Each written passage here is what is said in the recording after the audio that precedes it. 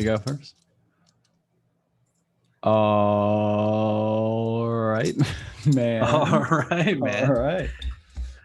We got episode 17 on tap for you tonight. It's just going to be the two of us, just doing a solo show. Ready to crack them? Crack them.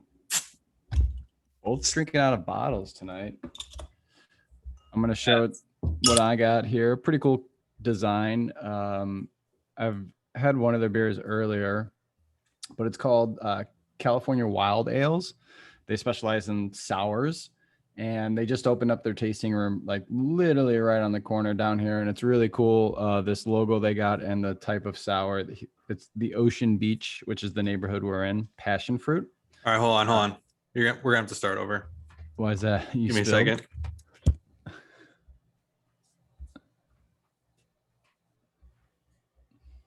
think he spilled his beer everywhere.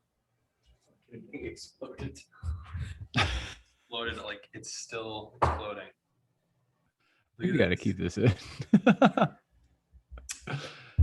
He's got his beer is exploding. How's it taste?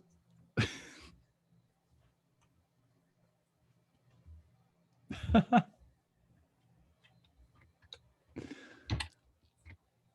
believe this is the YouTube edit.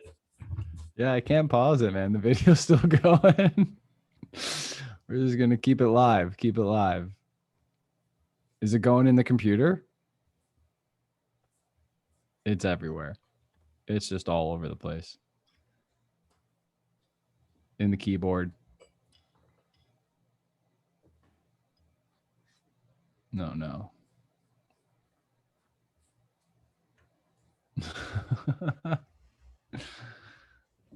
Get out the bounty.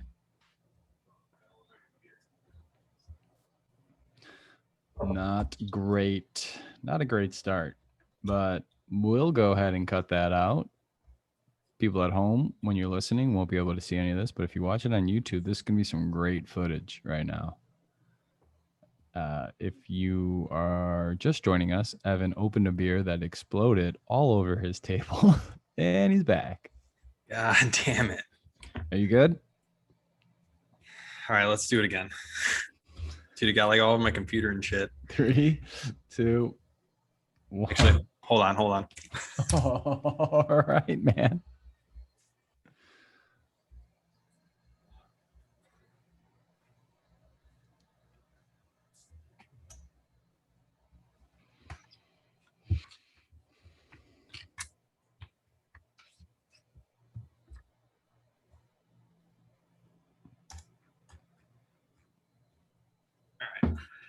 Just waiting to pour my beer. Haven't poured it yet. Still waiting. Okay. All right. All right, man. Had a little minor hiccup to start, but let's get it going. Episode 17. Episode 17. All right. Hot start. So I cracked this beer. I'm super pumped about it. It's this really cool bottle of this small batch brewery that I have never heard of. It's called Is Was Brewing. The beer is called The Finer Points of Bad Behavior. Let me give it a taste first before I get upset. All right. Okay, it's actually really good. But Why would you get upset? Why would you get upset about this? So I cracked this beer and I do it over my keyboard like an idiot, and it spills all over my keyboard. It just started foaming out of there. So that kind of leads me into this brewery, though. It is, like I said, it's a small batch. It's actually called a nano brewery. So a nano brewery is a brewery or brew pub that produces less than 15,000 barrels of beer per year. So it's a really small batch brewery. This Was doesn't actually have their own location.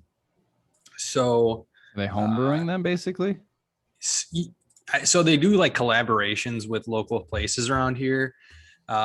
Basically, the guy that started this, his name's Mike Shalau. He's the founder of Was, and I think it started back late last year. But he got to start with Pipeworks, ran their barrel program for several years. Gotcha. So now this, he started this was. They do a lot of saisons and like fruit beers. So this one is strawberry with Brettanomyces There we go. bruxellensis, There you which go. is like that's a yeast type. So it's like specific, like small batch yeast, I guess, with fruit. But it is pretty good. It's just maybe a lot, that different kind of yeast is what put this one over the edge when I cracked it open, or maybe I just shook it up and I didn't even notice it. Yeah. What do you sip on? Yeah, so I got a local place again. I've done them before, but they're called California Wild Ales, and they just opened up a tasting room down the street here. They specialize in sours. It's what they have a lot of on their menu. This right here is a really cool logo as well, specific to the neighborhood that we're in here, called Ocean Beach, and it's called Ocean Beach Passion Fruit. It's a barrel-aged 12 months American wild ale, and they use local passion fruit from the Ocean Beach neighborhood as well. They're super big on that. They always put out on their Facebook page requests for folks to turn in ingredients that are local for their next batch that they're brewing. So this one, the way to describe it's a funky wild ale made from passion fruit that was handpicked in San Diego's funkiest neighborhood. Tropical wild ale that is dripping with papaya, mango, and guava fruit flavors. Perfect for the beach or alongside a fish taco. So let's pour it. I'll taste it. But I did see they were requesting if anybody's growing dill, because for Comic-Con coming up, they are going to brew a dill pickle and call it Pickle Rick Ale. Oh, that's cool. Yeah. So they're looking for dill. I am very interested in that, being a pickle lover, but I think for the masses, they probably think that sounds pretty disgusting. So you're all in on the pickle beer, huh?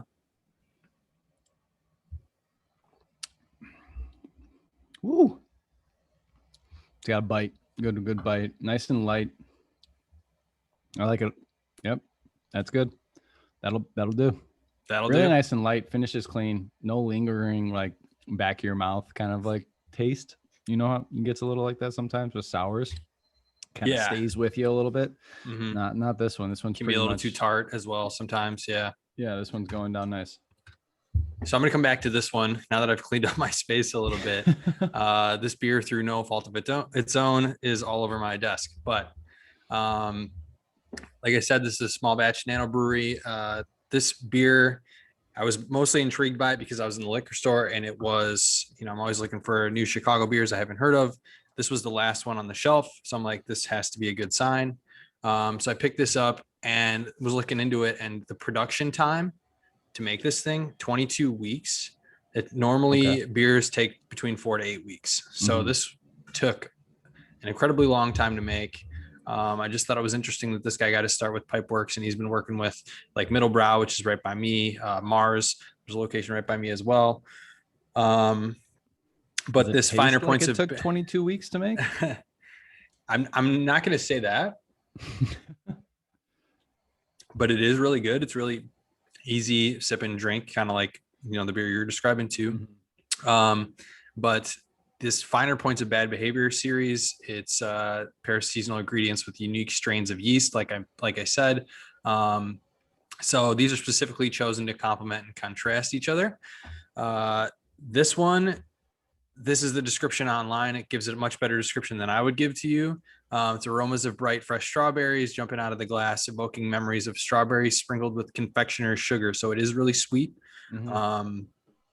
Dry, lean body belies the sweet aroma and leads to a crisp, succinct finish. So it's a little bit pretentious, but it is a very good beer. It's very sweet, strawberry. So if you like fruit beers, I'd highly recommend this one.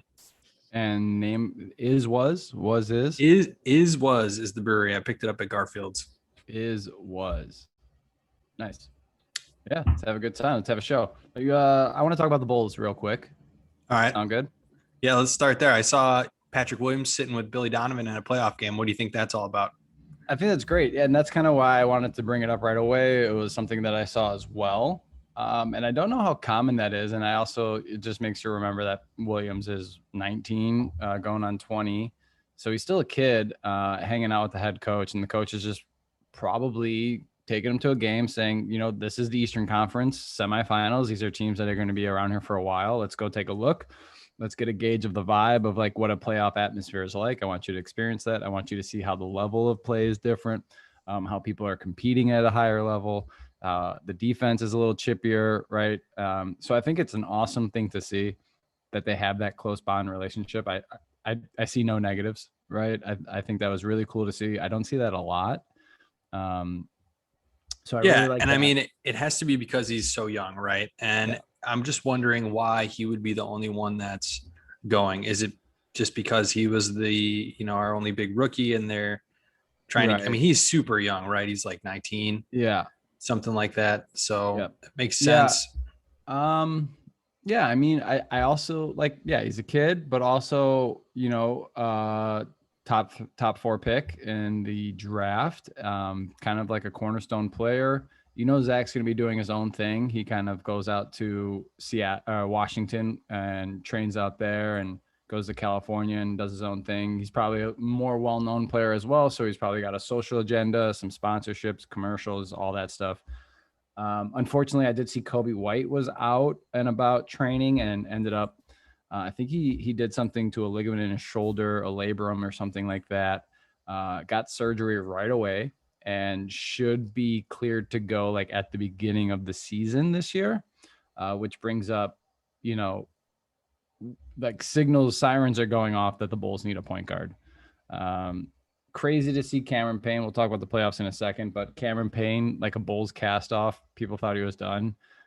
Being a really, really good backup point guard in a Suns team that is going to the Western Conference Finals, which is crazy. So we need a point guard. Another thing that I saw in the Bulls with the news, our overseas player, his team in Serbia was in the championship over there, and he played really well. Go ahead and give us his name real quick. His name is Marko Siminovic, and he's over there playing in the Serbian league. He did really well. Had a couple double doubles in this. They do like a best of 3 over there for their finals championship. They lost, which whatever. I don't. Yeah. And the team, that doesn't really matter. I don't really care. Are pretty good. He put up a one game where he had 19 and 20 rebounds. He had the final. Love to see that. Put up 16 in the final game. And that 19 and 20 was after a first loss. So they lost the first game, came back second game, lost the third game. And we'll see. We'll see if they bring him over. I'm intrigued. Obviously, with all the success, we just saw Jokic being the MVP, drafted 41st overall, I believe, in the second round, who, again, AK did help kind of recruit and draft to then see kind of what AK is going to do with the European players coming in to the Bulls. A lot of people have high hopes.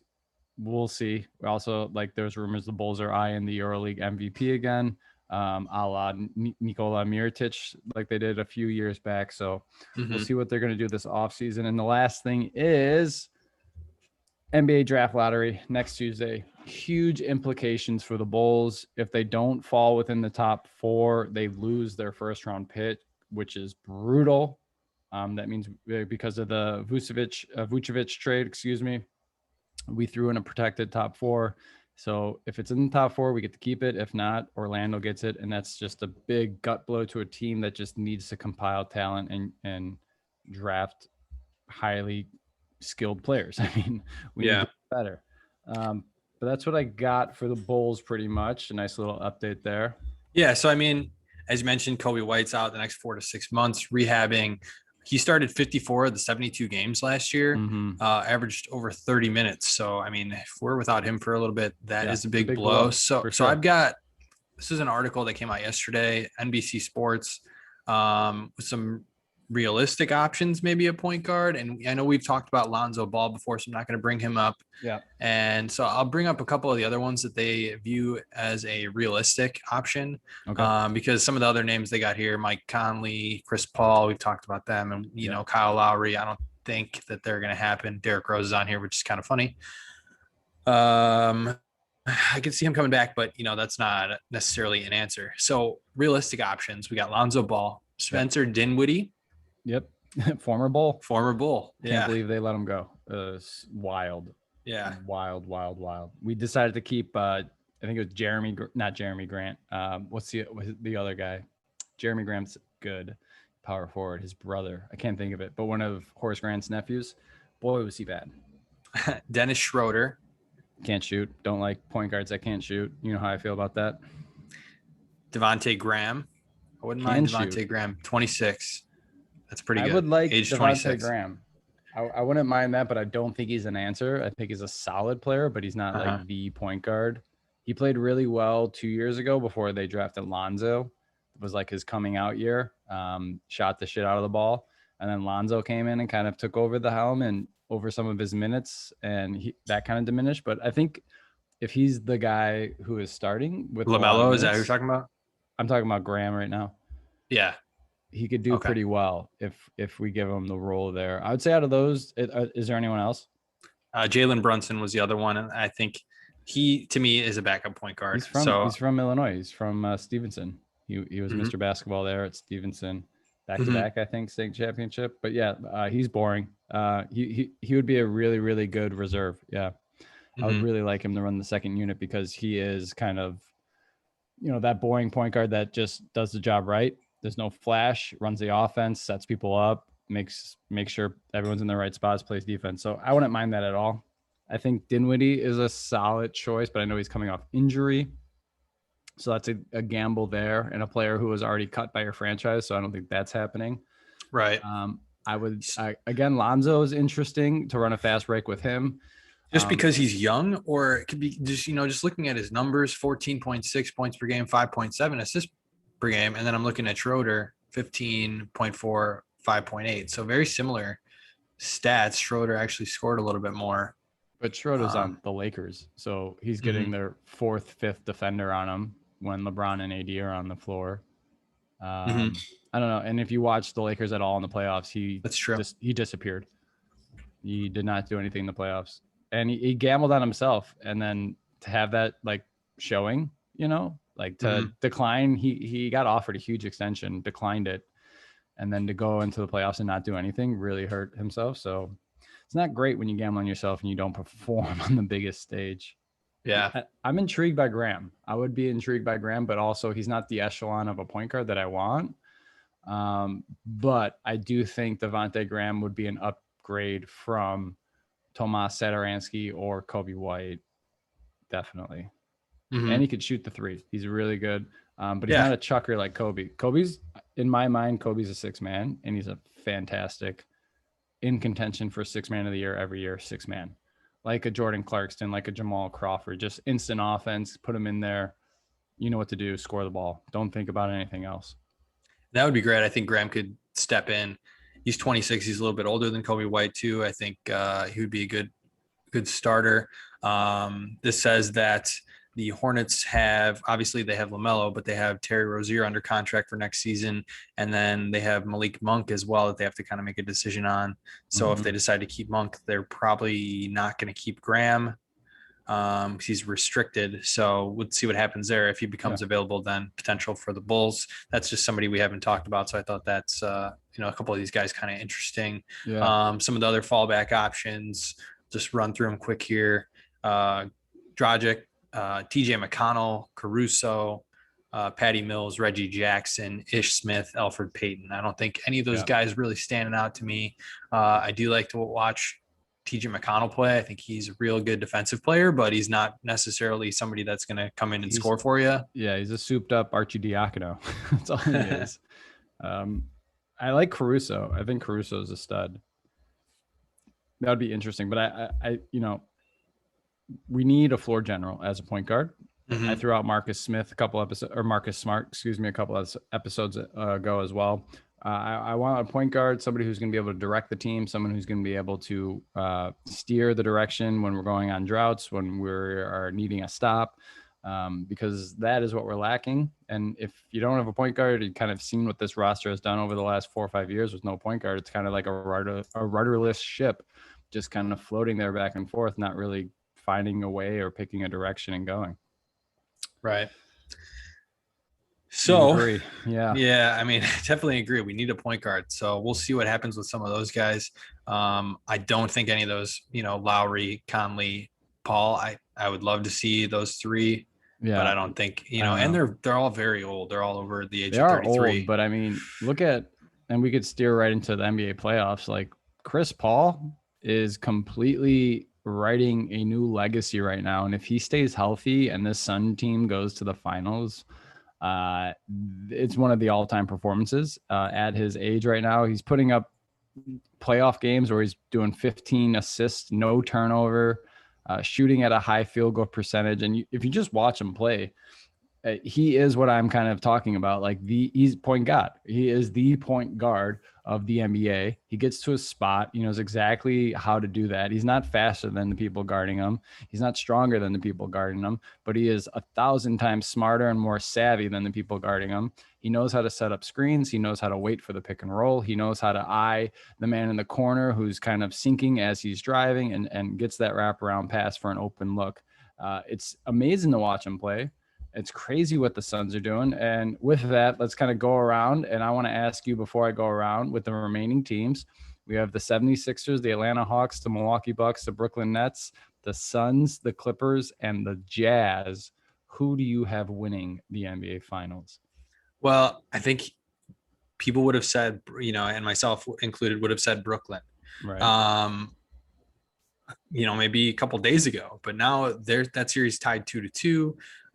You got Kyrie, who's out for game 5. I think they're probably being a little bit overly cautious, probably. Harden's hopeful to return for game 5, but I mean, game 5's happening right now. Let me pull up this score real quick. I know Kyrie turned his ankle pretty bad. I'd be surprised if he comes back. But right now, in the fourth quarter, we got ourselves a ball game here. 11 minutes to go, and Milwaukee's up by 4. And let's see, is Harden playing in that game? James Harden is playing. He's got 35 minutes logged right now, but only 3 points. Wow. Durant's going off with 33 and 15 rebounds. Jeff Green has got a 24 spot. So there you go right there. If you're telling me 3 points from James Harden, that is a big concern and they're losing. That's a huge concern when you're talking about Durant and Harden on the same floor again. They were back in OKC. They were doing this. They thought they had something there. It never came to fruition. They never won. And now you're trying to run it back again and you're swapping out Westbrook with Kyrie Irving. These guys are well seasoned at this point. They've been in the league for a while. They know Durant knows what it takes to win. So I wouldn't count them out, but if you're losing to Milwaukee and they go down 3-2, I don't know that they're they're not the favorite anymore in my eyes. The Suns kicking the shit out of the Nuggets was crazy to me for them to take care of them 4-0 like that. Do you see the fight in the stands? Have you seen this like going viral now? He's like, Suns in 4. Have you seen this? Oh yeah. He punches the guy, beating the shit out of the guy in the stands, and it goes Suns in 4. And then Devin Booker went on like Instagram. He goes, I need to find this guy, and like found him. And he's like, this guy's a legend. He's like, the myth of him is growing in Phoenix right now. Jesus. Yeah, there's been a lot of fan fights. Honestly, I feel like I've seen a lot. It's crazy. Everybody's just come back to the stadium, just ready to go, ready to throw down for their team. But Utah Clippers, I think last I looked, they were 2-2 games there. Yep. Philly, Atlanta, 2-2 games. Yep. Which is crazy. I was watching the Atlanta score yesterday before running out the door. I saw the Hawks were down by like 14 in the third quarter, and then checked the score after the game was over, and they won by like 3. And I was like, something had like, I didn't get to see any of the highlights or anything like that, but someone, I think Trey or somebody, did a crazy job of bringing that game back. And for the Hawks to be tied 2-2 to the 76ers as a 5 seed, as somebody who was like, the Bulls are right there with the Hawks when we're playing them this season, regular season. And I'm like, we should beat these guys. They're not that good. For them to be tied right now in the Eastern Conference semifinals is pretty impressive. Absolutely. Yeah. They fired their coach this year. Like, that's nuts. Yeah. Yeah. I still think Utah's going to win that. Philly's going to win that series. And I think Utah is going to beat the Clippers as well. Okay.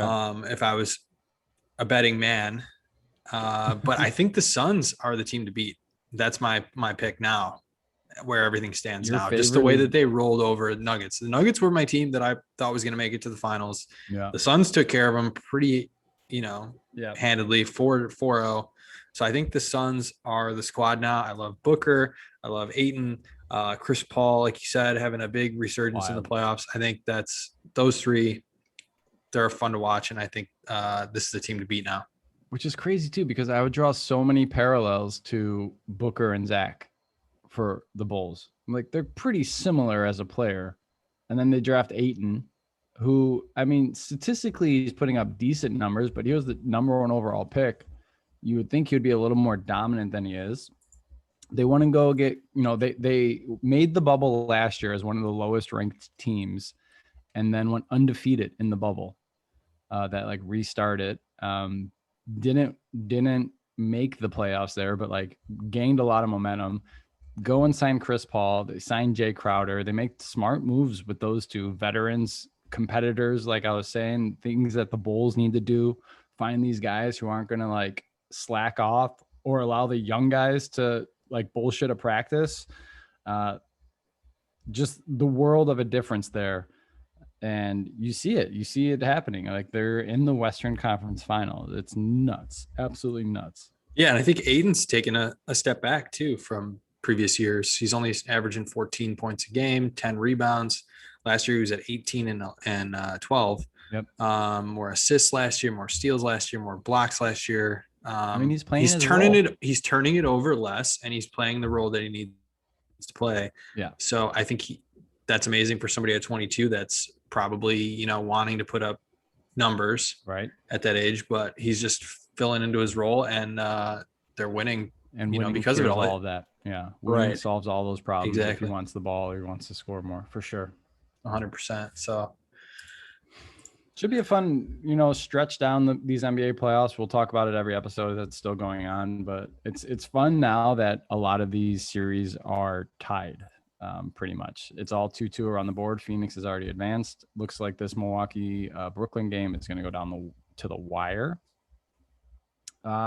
Just overall interesting. I saw something the other day. I'm going to play it for you. I actually saw it this morning. It's a Bob Costas recapping the end of the 1998, I believe, finals and kind of talking about the state of the NBA. And I'm just going to play it for a few seconds here, and then we can kind of discuss if he was like foreseeing the future and if this is where we are and how we feel about the difference between kind of the NBA teams that we watched growing up to where the NBA is right now. Before we see anything like this again, the organizations that have the resources, the Yankees, the Braves, the Cowboys, the Lakers, and the NBA, will almost always field contending teams. But the days of continuity may be ending. Even on the best teams, there's now so much turnover that it's becoming ever harder to follow and identify with teams. Loyalty has been fragmented, which brings us to an underappreciated aspect of this golden era in the NBA. It hasn't just been Bird, Magic, and Michael. It was the whole recognizable cast of characters around them that gave the Celtics, the Lakers, and the Bulls their texture and made following them all the more interesting. Even the Jazz, noble runners-up 2 years in a row, are personified by the longest tenured coach in the league and 2 Hall of Famers who have been teammates for well over a decade. We'll see championship teams in the future, but will we see teams that endure this way? And as for Michael Jordan, all the superlatives. All right, we could stop it there, but like, man, like I think he hit the nail on the head there of like, we no longer see the roster of players stick together, endure. Karl Malone, Stockton, 10 years going at it. Think about the league right now and look at teams like for 2 stars to be on a team for 10 years, going to the playoffs and trying to win. Like teams are going to win, like you said, but they're not going to have that continuity. They're not going to have the cast of characters that you can familiarize yourself with and really kind of hold on to and become a fan. What do you think? Yeah, so I mean, obviously I love hearing Bob Costas' voice. First of all, him like Joe Buck, like there's a lot of people that hate on Joe Buck really hard. He's got like a really good fan base, and there's a lot of people that really hate him. He's one of those love him or hate him kind of guys. Costas, I feel like everyone loves though, and he's got such a great voice for any big sporting event, Olympics, whatever it is. But he's so well spoken, and I feel like the way that he said that, like you said, he just hit the nail on the head. I mean, he talked about other sports as well, football, baseball. And I think where we're at now, players, realized that at a certain point, and I don't know where that point was, and it was probably shortly after, this conversation that Costas just had, but players realize that their legacy is how many championships they win. And it's not so much about how many points they score on any given night, or, if they have one good game here and there, it's how many championships they've won. And, you look at like the Stockton and Malone thing, for example, and the loyalty that they had. And in the end, how much, how well known are those guys compared to somebody like Michael Jordan or Magic Johnson or Larry Bird, these guys that won titles? If Stockton and Malone had won 4 rings, even 2 rings, I think people would look at them a lot differently than they look at them now. So I think that's what a lot of these players now want to do, is they want to win championships, and they're willing to do whatever it takes to do that. And they don't necessarily care whether they're on the Lakers or they're on the Cavs or they're on the Heat or they're on the Nets, or, if I won 4 rings with, the Bulls or anything like that anymore. It's more about like, how many did LeBron win, rather, their own brand versus the team, the logo, I the think city. you just hit it right there. Yeah. By saying like their own brand, because that's where I'm at. Like, yeah, maybe they just want to win and they care about winning championships, but I also think players now are 1,000% more selfish. They also want to get paid, and they want their brand, right? They want to be the person selling sneakers. They want to be the person in the commercials. I just don't think there is like the loyalty either. You'll hear players like every year they're in a contract year. Oh, I wish I could be a Bull for life. I love Chicago, greatest city on earth. Next year, sign somewhere else. There really isn't like the bond between teammates of let's do this. Like, think about your favorite Bulls team besides the 90s. It's probably like the Tibbs, Derrick Rose, Joakim, because those guys were homegrown. They were drafted there. They stayed there for a while, and to the fault of their own too, maybe for not getting more free agents in there. They were on that roster for a long time, and you got to see them develop. You got to follow their career. They grew close together, right? You see them on their social medias now with like how tight their bond is, and you just don't really see that anymore. Like, a player gets drafted and wants to opt out of their rookie contract right away and test the market and see how much they can get, or go to LA so they could maybe, do some cameos in a TV show or be in a movie, do some sponsorships, grow their brand. And when I watched that Costas clip, it kind of made me a little nostalgic and miss kind of like how teams used to be, how you were like knew the roster going year in and year out, maybe besides like 2-3 players, but you knew the core. And now, you have these like roster turnovers, trades mid-season, coaches fire, new coach coming in. There's just way, there's way more transitions and quick decisions to be made. And I don't know. I just thought it's crazy that he did that in 98 and that it's kind of true. And I definitely have to agree with him. And I thought it was something to be shared. And I know I talked to you before we started recording. You're like, yeah, I haven't heard of it. So I thought I'd share it with you and then get your reaction. Super interesting. I mean, obviously the way before today, I mean, that was 23 years ago that he said that. And it's today 100% true. I think, it was way before its time, but I think it's a reason, like, I haven't bought a jersey in so long, and I don't want to, maybe it's because I'm getting older, but it's also probably because like players don't stay as long as they used to. And they don't give, like, there's no hometown discount anymore, in my opinion. Right. I feel like people aren't, you're like, oh, he's from here, maybe he'll come back to here. They don't care about that anymore. Right. And they don't care about, I've been with the team so let's bring this right into Chris Bryant, because I feel like Chris Bryant is somebody that I think this whole situation is very, very interesting. He's got Scott Boras as his agent. So, it's going to be a difficult, long road if you're even going to negotiate with him for a new contract. And I don't know if they've had any conversations with him. We haven't heard anything about that. But what I do know is that he's not going to, Boras is not going to tell him to take a discount to stay with the Cubs. Not a chance there. And whether he's kind of set his life up here or anything like that, none of that matters, I don't think. And Chris has got his own stuff with like ads and like Red Bull, and he's got his own sponsorships and stuff. So he's fine, I think, no matter where he's at in that regard. But I think it's interesting that we have him on the hook for this year, and we're good. And we have to kind of, Jed has to kind of make a decision. Tough decision. Whether he wants to trade him or not. Yeah. And really, I think it comes down to what you're going to get for him. If you get an offer that blows you away, you take it. Obviously you get, top 50 prospect or top 100 prospect for sure. You got to consider that. You have to, I would say, take that. But if you're not getting that and you're getting some kind of Darvish deal where it's 3 prospects that are 9, 10, 13 and 15 of, some team that's contending, like why would we give up this year? We could go for it this year if we're in first still. And we're a month and a half away. The deadline is July 30th. So we're a month and a half away. It's still a long time. The Cubs are tied for first right now though with Milwaukee. So like if let's say we're here in a month and a half, still tied with Milwaukee. The Cardinals are, I think, 4 games back right now. And the Pirates are going to be out of it. And I don't think the Reds are going to make any kind of run. So I think, you're within range of going for it. I think I would play for this year. And I think you lose them in the end of the year, you lose them at the end of the year, but I want to win this year if we can win this year. What would you do? You're going for it.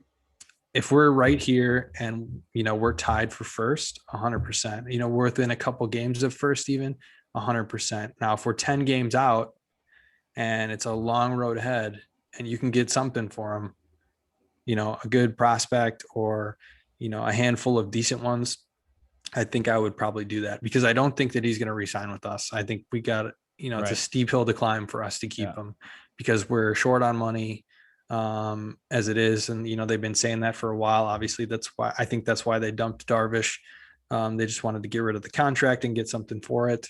And we got a bad past with Brian and Boris. I mean, we held them down, to get that extra year for service time. And I don't think they forgot about that. Right. Mm-hmm. So they're still probably pissed about that. They want their money. He is playing at an elite level. Go see what you can get. He's probably going to end up like, I feel like the Angels, even though they just signed Rendon, they always have enough money. I don't know where they get the cash from, but they're always signing top free agents. But let's go back a little bit.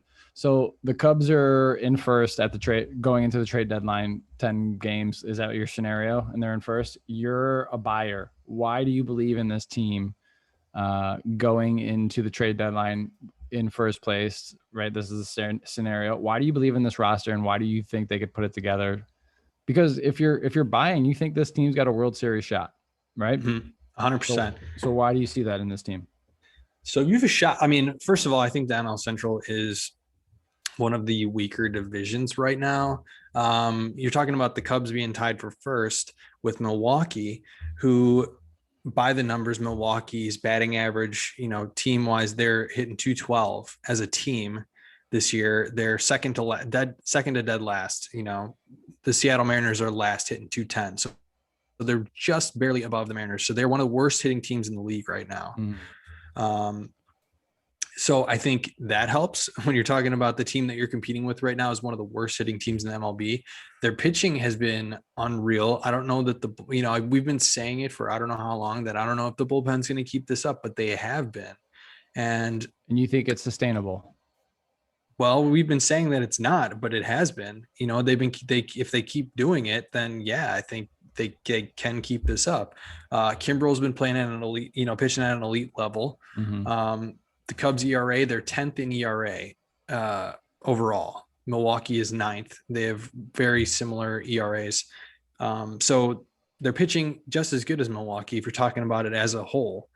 I think Milwaukee's starters have been a lot better, obviously. Cubs bullpen's been a lot better, so it kind of balances out a little bit.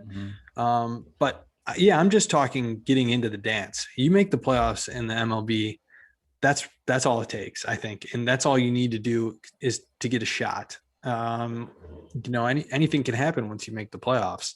And if you're going to sell now, let's say, the other scenario is you sell, you trade Bryant, you trade Kimbrel, this team's, I think without those two, you're not going anywhere. Right. So you're going to lose. Yeah. And then when are you going to be contending for a division again? And who are you building around? Who are you building around? Baez? Right. I would say no matter what happens, Contreras? you keep Baez, Contreras, and you keep Rizzo. Contreras, I think they have arbitration next year they can go to with him, so they don't necessarily need to make a decision on him yet. But Rizzo and Baez, I think you have good shots. And AJ Pierzynski, I hate him, but I was listening to him on the broadcast the other day, and he was talking to I think it was Rosenthal. They were talking about, they were like, Bryant, you're probably not going to be able to re-sign him. But Rizzo and Baez, you have a good shot. And they've reached out to those two already, and they've made Rizzo an offer. It was a shitty one, but I think at the end of the day, they're gonna be able to get something done with him. I think they're gonna be able to get something done with Javi too. I think by the end of the year, Javi's gonna realize he's not gonna get as much as Lindor got. Whether the Lindor contract was worth it for the Mets or not is a whole different story. But I think we'll be able to keep those two guys, and I think ultimately Willie will be able to keep as well down the line when we have to actually offer him a contract. But I think you're going to lose KB anyways. So the scenario really becomes: are you going to get something for him, or are you not? And if you are going to get some, if you are in contention, use him now and try and win. Yeah. And if you're not in contention, trade him and get something for him. Mm-hmm. It's a tough decision, If you're Jed, you're looking down that line. You're like, well, do I think this roster has enough to win a World Series?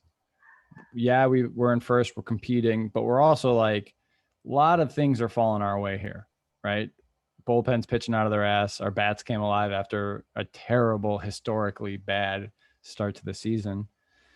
Is it going to continue? Is this sustainable? And do I go out and try to buy some more pitching? Do I go out and try to trade and add some more pitching? Or this is my first year in charge of this roster. I got a huge trade piece with KB. Do I try to stock my farm and plan for the next 10 years? It's a tough thing to do. Obviously, as a fan, I'm like, keep them, sign everybody. This team's really fun to watch this year. And it's not just because it's so heavy on top. It's because there's a lot of like unsung heroes this year that are just stepping up, filling in from injury or being called up, being called upon in the bullpen, and everybody is producing. And I wonder if has a lot to do with the culture change with David Ross. This is now his second year, but like really it's his first kind of full year. Wrigley was electric this last weekend. Watching that Cardinals Cubs series was insane. I was so jealous of anyone that was able to go to one of those games. It looked so pristine and just like the perfect weekend. And for the Cubs to sweep, cherry on top, team looked great and just good vibes all around. And like, if you're KB and going back to the beginning of this talk, right? Like legacy, all-time great Cub, historic franchise, like where do you want to be remembered kind of thing? Is he going to even think about that? Or is he going to look and Boris say, hey, you can make this much here, right?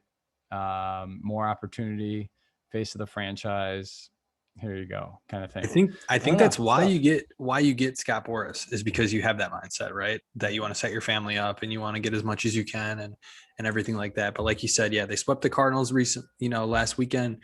They're 27-14 since April 29th. That's the best in the NL. Kyle Hendricks has been pitching out of his ass. Back to the Kyle Hendricks that we thought he was going to be at the beginning of this year. Over his last 6 starts, 6 quality starts. Wisdom hit another truth bomb last night. He's still staying red hot, little wisecrack. So yeah, I mean, and then another thing to consider to what I was looking at, because it's easy for a fan to say, all right, we're 3 games out. We're not going to do it. Let's trade him and let's get that top 10 prospect. But if you look at the trades from previous years, last year, there wasn't really a big splash deadline deal. And it was an outlier year maybe because it was a shortened season. So let's look back to 2019. And if I'm looking at that, I'm not seeing any huge names that got traded. Now, I'm seeing Trevor Bauer on here. He got traded for Yasiel Puig and another player that's, a nobody, wasn't a top 100 prospect. I'm seeing the Cubs got Nick Castellanos and cash considerations for 2 minor leaguers nobody's ever heard of. You're looking at Zach Greinke got traded for, it looks like 4 prospects. One of them was in the top 100, fell out of it this year and the year prior. So he's not even a top 100 prospect anymore. So something must have happened and he fell off too. So it's like, what are you going to get? And I don't know that there's, teams are willing to give up anything of value. The last time I can remember somebody really giving something up was when the Cubs did it for Chapman. Yeah. And that was a sure thing. That was a home run. You're getting Aroldis Chapman. This guy throws 100 miles an hour. Nobody can hit this guy. Yeah. Are people going to do that for Craig Kimbrell when the last 2 years he sucked? I don't think so. You gotta wait. You gotta wait and see. Test the market. I mean, if you dangle him out there, wait until 5 minutes before the deadline. Team needs a closer, wants to compete, win a World Series. I don't know. Interesting thing to think about. I don't. I'm the same as you, right? I hate to keep agreeing, but I agree. I think this team's fun to watch. I want to hold on to the pieces that we have, and I want to continue to build. And I really enjoy watching this team because they have that thing that you can't really go out and buy, and that right now you're seeing it is just like chemistry.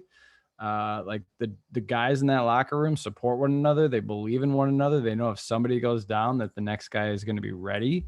And just watching the team on the field, they have a lot of fun. They're enjoying playing this game. And I think they go into any series and they're going to win it, right? This is a confident group of guys right now. And that is a tough thing in sports, specifically baseball. We've touched on it before of how finicky the mental side of baseball is. And to have a locker room this solid, group of guys this close, confidence this high is a good thing. And you do not want to mess with it. These are the teams that can go on runs. You see those teams that just start playing their best ball at the end of the year and things are clicking. This team's kind of getting that way right now. 100%, dude. And it's so fun to watch all the fans back in the stands and just the way that the fans are and re-energizing these players. Jock Peterson hits a home run and that guy's pimping it to first. He's pimping it to second. Yeah. He's toe tapping around third. And he's pointing in the stands after he touches home. It's just so much fun to watch that kind of thing. The Cubs are 24-10 at home. They've just been unbelievable at Wrigley. You're seeing all these cup snakes. Did you see that massive one the other day, dude? I saw Penny was commenting. He's like, yeah, we just decided to allow it to happen. And boy, did they allow it to happen. Those things were spanning from the upper deck to the lower deck. It was nuts. Yeah, the bleachers are so back. I mean, just from seeing that, somebody tried to do the math on it and was saying that one of those cup snakes from top to bottom is $40,000 for all the cups all the beers that were bought. But put that towards the Chris Bryant fund. Yeah, exactly. So I think it's so fun to watch. But of course, the MLB has to be back in, another scandal. I feel like it's every year now, something different. Somebody's trying to get an edge. Sticky, tacky substances. If you look at the NFL, it's just it's always Bill Belichick trying to do something. Yeah. But the MLB, it's all over the whole sport. And when they find something, it's everybody's doing it. And you're oh, I didn't even know that all these pitchers had this sticky tack. Where do they keep this? Oh, they're putting their hand in their glove before every pitch. It's such subtle things that you don't notice.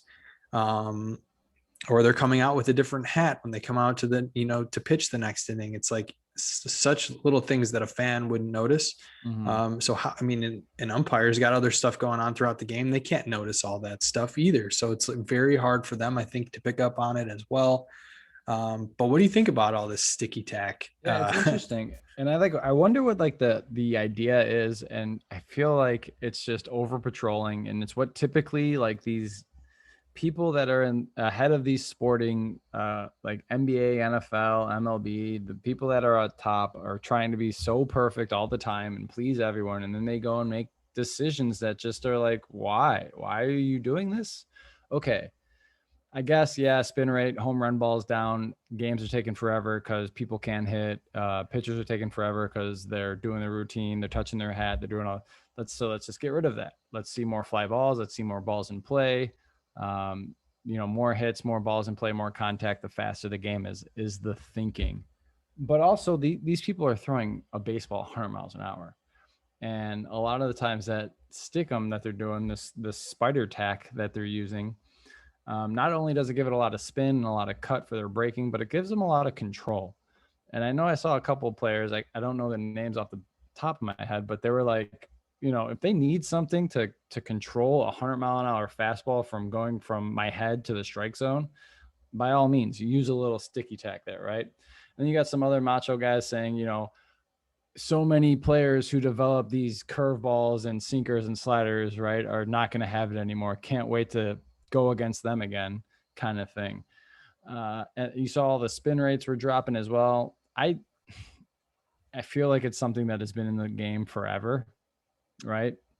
They even banned like the use of rosin and suntan lotion together. Like that just seems weird. That's where like you're going a little too far there. Rosin bags have always been on the mound, and you're going to tell people they can't use sunscreen playing a game outside.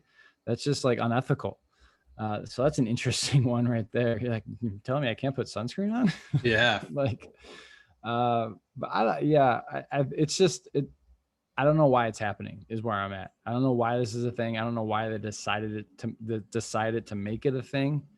But I am somebody who enjoys watching baseball. So maybe they're not thinking about me. They can count on me. Maybe they're trying to grow their viewership, get a younger audience. How can we grow the game? More contact, more balls in play. How do we do that? Pitchers need to stop being as good as they are. How do we do that?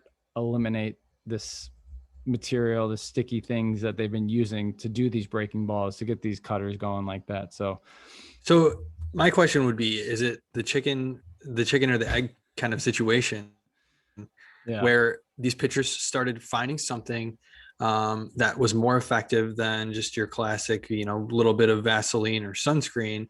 And they started creating these substances in the locker room, and they started to use these to affect that spin rate and made it more difficult for hitters to hit, right? Yeah. So you're talking about less contact. And when you have less contact, how are you going to score runs when people aren't hitting the ball as much? Yeah. You have to hit home runs.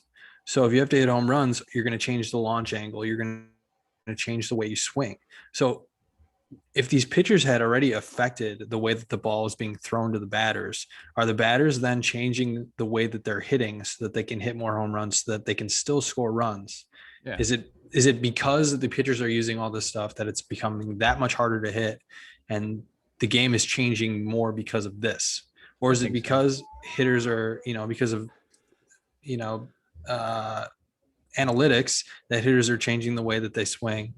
And pitchers are just trying to get an edge. I mean, it's an interesting question. And I think the Sports Illustrated article that came out yesterday, June 14th, about this Angels visiting clubhouse manager, his name is Bubba Brian Hawkins.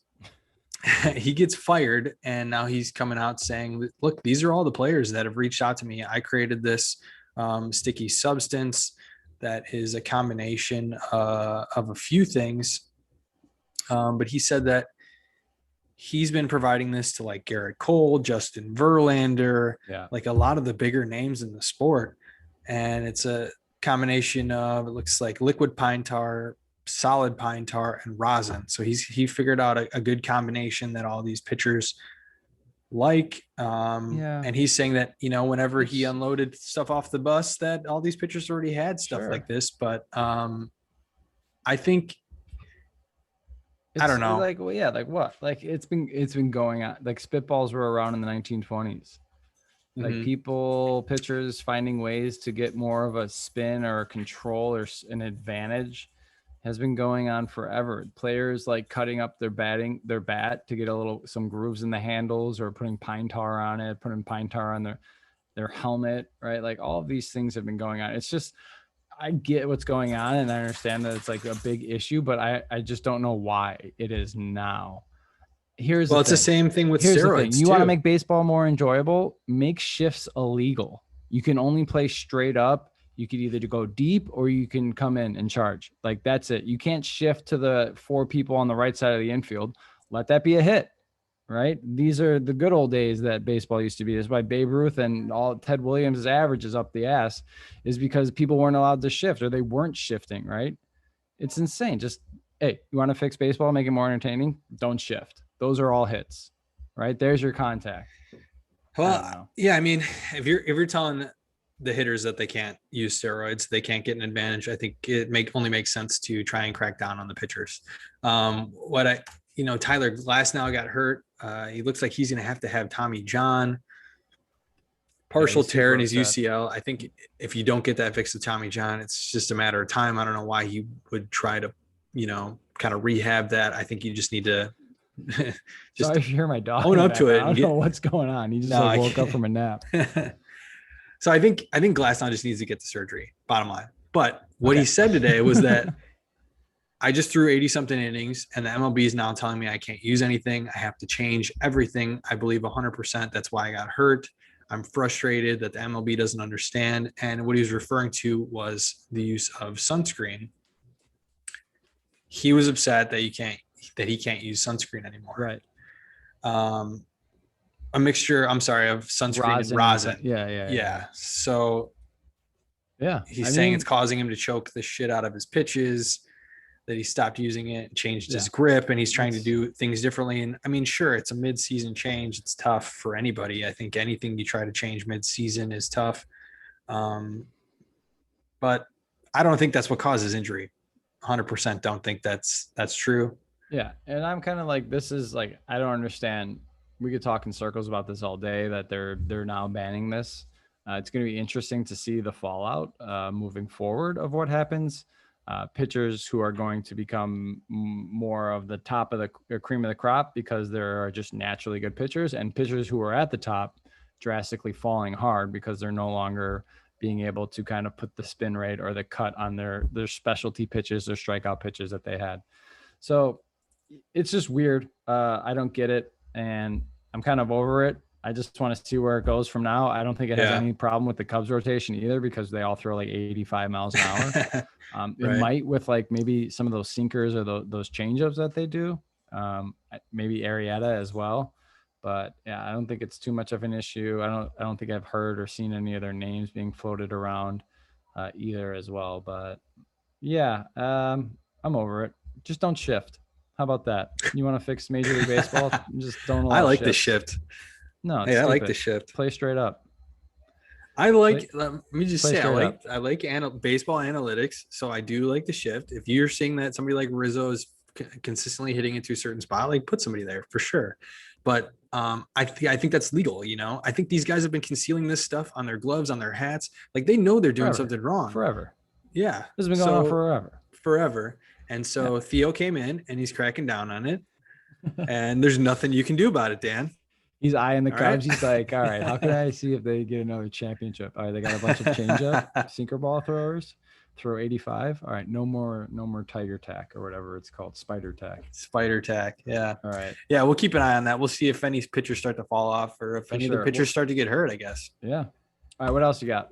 So, all right, let's switch gears to the Bears real quick. All right. I think we'll just touch on this. I think Justin Fields obviously is the man of the hour. Too much pressure. Nagy's saying that Dalton's going to be the starter no matter what, and Fields will be the number 2. Obviously, if Dalton gets hurt, I'm sure that will change. But I don't think Foles is going to be on the roster start of this year. But do you think there's been maybe too much Justin Fields hype, or do you think it's going to be hard for him to live up to this? Yeah, I am. Like, I think a few weeks ago, I was like, put Fields in there right away. Drafted this guy, see him play. I'm an idiot for thinking that. I've gone out a 180 on that, completely going in the other direction. I don't want to see this hype get out of control. Like, people are just salivating. I saw the photos came out of him today, like in his jersey for the first time. And people's like, oh my God, you see this? Looks so good. QB1, like Hall of Fame. And it's like, you got to remember how hard that position is, how violent this sport is, how fast things happen from going to college to the NFL. I have total faith that he's going to be a stud. But I also think that we need to just calm down. Chicago has a way of doing that, right? And the media just need to calm down and let this dude go about his business. And literally, people are like a second coming of Christ on the football field right now, and he hasn't even done anything. We haven't even seen a preseason snap. We don't even know what he looks like in a Bears uniform against other competition. We've seen videos of him throwing like a fade to Darnell Mooney, and everyone's like, "Oh God, did you see the touch that he put on that ball?" It's like, dude, he's getting it tossed to him by a coach with no rush, and he's just like out there playing catch. Like, people need to calm down and just all right, that's enough. Relax and just let them. What'd you say? I said, all right, that's enough. All right, just a little bit. We'll temper our expectations a little bit. No, Chicago does have a way of doing this, right? I mean, I think we broke down Mitch Trubisky to the point where he was probably crying in his locker before some games. But no, like Jay Cutler, I think somebody interviewed Jay Cutler the other day, and they're like, do you feel like you're disrespected while you're in Chicago? And like now everyone loves you because and he's like, yeah, what is that about? And like that seems to happen, right? Like we didn't realize what we had until it was gone. And now we have somebody that we think is going to be great, and we're like, oh, this is it. But yeah, I think we do need to temper expectations just a little bit. Dude, if this guy goes 500 in games played as a rookie quarterback, decent. But the city will see it as a complete and utter failure. You know what I mean? Mm-hmm. I don't know, but that being said, he's going undefeated Super Bowl. Historic season, Hall of Fame. Mm-hmm. Make it all happen. But yeah, so I think that's where we're at. Also, I'm curious, you spoke earlier, and we can wrap this up here pretty quickly, but you said you haven't bought a jersey in a while when we were talking about legacy and players sticking around. Are you going to buy a Justin Fields jersey? We'll see how he does the first year. I got my Andy Dalton one in back order. They're sold out, so I have to wait for my Dalton to come in. I will say that is extremely high. Yeah, when I was at the Cubs game in Chicago, Andy Dalton. Yeah, when I was at the Cubs game the other day, I saw a lot of Fields jerseys. I think you're only going to continue to see more of them. I'm going again on Saturday, Father's Day weekend, going with my dad, so that'll be fun. Good to be back at regular Father's Day. Day, Evan, coming up there. Thanks. Yeah, first one. Yeah. It'll be kind of cool going to the Cubs game with my dad. Both of us fathers. That'll be fun. Full capacity, cup snaking it up. Yeah, I'll get Rich to put a cup on the cup snake, and we'll let you know. Sounds good. That's it. That's episode 17. Yeah, that's right. Getting up there already. Appreciate you listening. As always, follow us on Instagram at Domestic Draft Podcast. Follow us on Twitter at Domestic Draft. Our website is www.domesticdraft.com. Peace. All right. Thanks for listening. Peace.